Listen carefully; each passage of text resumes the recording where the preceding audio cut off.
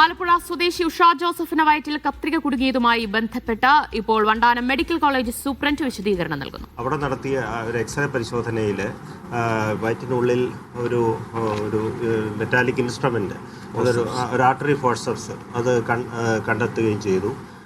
അതിനെ തുടർന്ന് അവർ അടുത്ത ദിവസം, അതായത് ഇന്നലെ ആലപ്പുഴ മെഡിക്കൽ കോളേജിൽ അവർ ഗൈനക്കോളജി HOD ഡോക്ടർ സംഗീത മാഡത്തെ വന്ന് കണ്ടപ്പോൾ അപ്പോഴാണ് ഈ കാര്യം മനസ്സിലാകുന്നത്. അപ്പോൾ മനസ്സിലായി 5 വർഷം മുമ്പ് അവരുടെ സർജറി ഇവിടെ നടന്നിട്ടുണ്ട്. അതിനെ തുടർന്ന് അവരിവിടെ ഫോളോ അപ്പിനൊന്നും പ്രത്യേകിച്ച് വന്നിട്ടില്ല.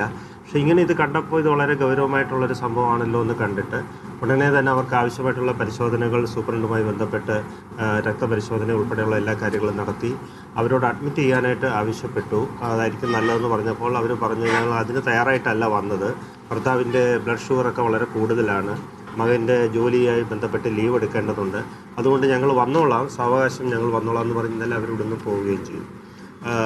അതിനുശേഷം പിന്നീട് ഞാൻ വാർത്തകളിൽ നിന്ന് മനസ്സിലാക്കിയത് അവരൊരു സ്വകാര്യ ആശുപത്രിയിലേക്ക് അവർ രാത്രി തന്നെ പോയി എന്നുള്ളതാണ് അവർ മനസ്സിലാക്കാൻ സാധിച്ചത്. ഇൻസ്റ്റിറ്റ്യൂഷൻ്റെ ഭാഗത്തുനിന്ന് ഇത് വളരെ ഗൗരവമായിട്ട് തന്നെയാണ് കാണുന്നത്.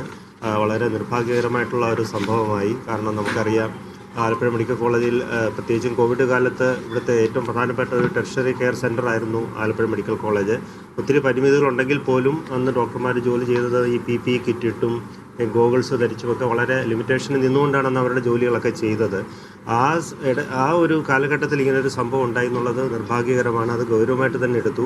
2 കാര്യങ്ങൾ ഇൻസ്റ്റിറ്റ്യൂഷൻ ഇപ്പോൾ ചെയ്തിട്ടുണ്ട്. രാവിലെ തന്നെ അടിയന്തരമായിട്ട് പ്രിൻസിപ്പലും സൂപ്രണ്ടും RMOയും അടങ്ങുന്ന ഒരു സമിതി ഈ വിവരങ്ങൾ സംബന്ധിച്ച് ഒരു പ്രാഥമിക അന്വേഷണം നടത്തുകയും കേസ് ഷീറ്റുകളും മറ്റെല്ലാ രേഖകളും പരിശോധിച്ച് കിട്ടിയ ലഭ്യമായിട്ടുള്ള വിവരങ്ങൾ ഗവൺമെൻറ്റിൽ ധരിപ്പിക്കുകയും ചെയ്തു. കൂടാതെ കുറച്ചുകൂടി വിശദമായിട്ടുള്ള ഒരു അന്വേഷണം നടത്താനായിട്ട് ഒരു അന്വേഷണ സമിതിയെ നമ്മൾ രൂപീകരിച്ചു. 4 അംഗങ്ങൾ അടങ്ങുന്ന ഒരു അന്വേഷണ സമിതിയെ രൂപീകരിച്ചു. RMO ഡോക്ടർ ലക്ഷ്മി ചെയർപേഴ്സണായിട്ടും സർജറി വിഭാഗം മേധാവിയായിട്ടുള്ള ഡോക്ടർ സജികുമാർ, പിന്നെ ഗൈനക്കോളജി വിഭാഗം പ്രൊഫസറായിട്ടുള്ള ഡോക്ടർ അനുസൂയ മാഡം, പിന്നെ ഫോറൻസിക്കിലെ ഡോക്ടർ രാഖിൻ, അദ്ദേഹം അസോസിയേറ്റ് പ്രൊഫസറാണ്. ഈ 3 പേരടങ്ങുന്ന ഡോക്ടർ ലക്ഷ്മി ചെയർപേഴ്സണായിട്ടുള്ള 4 അംഗങ്ങളുള്ള ഒരു സമിതി രൂപീകരിക്കുകയും 1 മണിക്കൂറിനുള്ളിൽ തന്നെ അടിയന്തരമായിട്ട് റിപ്പോർട്ട് തരാനായിട്ട് ആവശ്യപ്പെടുകയും ചെയ്തിട്ടുണ്ട്. ആ റിപ്പോർട്ട് കിട്ടിയാൽ ഉടൻ തന്നെ അത് ഗവൺമെൻറ്റിനെ അറിയിക്കും. വീണ്ടും ഞാൻ ആവർത്തിക്കുന്നത്, സംഭവം വളരെ നിർഭാഗ്യകരവുമാണ്. ഇത് ഗൗരവമായിട്ട് തന്നെ എടുത്തിട്ടുണ്ട്. എന്തെങ്കിലും തരത്തിലുള്ള വീഴ്ച ഇക്കാര്യത്തിൽ ഉണ്ടായിട്ടുണ്ടെങ്കിൽ അത് ഗവൺമെൻറ്റിൻ്റെ നിർദ്ദേശപ്രകാരമുള്ള നടപടികൾ തീർച്ചയായിട്ടും നമ്മൾ സ്വീകരിക്കും. കാരണം ജനങ്ങളുടെ ഇടയിൽ ഒരു വലിയ ആശങ്ക ഉണ്ടായിട്ടുണ്ടെന്നുള്ളത് നമുക്ക് മനസ്സിലായിട്ടുണ്ട്. ആ ആശങ്ക ദൂരീകരിക്കാനും മെച്ചപ്പെട്ട ചികിത്സ തുടർന്നും വീഴ്ചകൾ പരിഹരിച്ചുകൊണ്ട് മെച്ചപ്പെട്ട ചികിത്സ തുടർന്നും ഇവിടെ എത്തുന്ന സാധാരണക്കാരായിട്ടുള്ള രോഗികൾക്ക് നൽകാനും ഞങ്ങൾ ശ്രമിക്കുമെന്ന് മാത്രം ഈ അവസരത്തിൽ പറയുന്നു. ആശുപത്രിയുടെ തീർച്ചയായിട്ടും ഇങ്ങനൊരു സംഭവം ഉണ്ടാകാൻ പാടില്ല. ഒരു സർജറി ചെയ്യുമ്പോൾ അതുമായി ബന്ധപ്പെട്ട് അതിൻ്റെ ചില പ്രോട്ടോക്കോളുണ്ട്. ആ പ്രോട്ടോക്കോൾ അനുസരിച്ച് സർജറിക്ക് മുൻപും സർജറിക്ക് ശേഷവും ഉപയോഗിച്ച ഉപകരണങ്ങളുടെ എണ്ണം, അതിന് അസിസ്റ്റ് ചെയ്ത സിസ്റ്റർമാർ അത് സ്ഥിരീകരിക്കണമെന്ന് പ്രോട്ടോക്കോളുണ്ട്. രേഖകൾ പരിശോധിച്ചപ്പോൾ അതെല്ലാം ചെയ്തിട്ടുമുണ്ട്. അപ്പോൾ അങ്ങനെ സംഭവിച്ചപ്പോൾ അത് തീർച്ചയായിട്ടും ഗൗരവമായിട്ട് തന്നെയാണ് എടുക്കുന്നത്.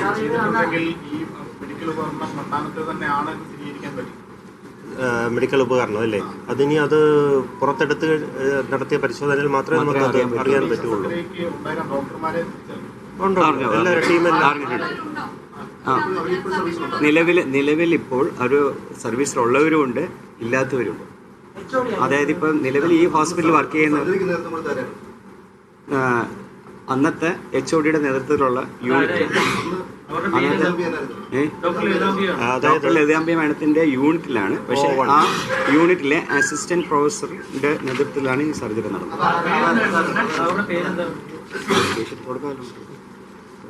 അതിനകത്ത് നമ്മുടെ കേസിൽ രേഖപ്പെടുത്തിയിരിക്കുന്നത് ഡോക്ടർ ഷാഹിദ